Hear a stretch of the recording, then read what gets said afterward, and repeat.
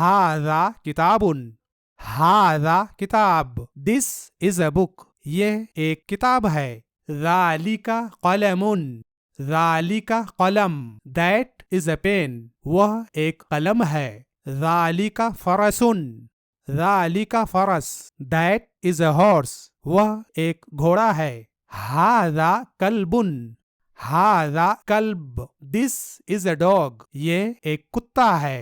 हाज़ा कल्बुन, हाज़ा club. This is a dog, यह एक कुत्ता है। ज़ालिका जमलुन, ज़ालिका जमल। दैट इज अ कैमल, वह एक ऊंट है। हाज़ा जमलुन, हाज़ा जमल। दिस इज अ कैमल, यह एक ऊंट है। ज़ालिका फरसुन, ज़ालिका फरस। दैट इज ए हॉर्स, वह एक घोड़ा है।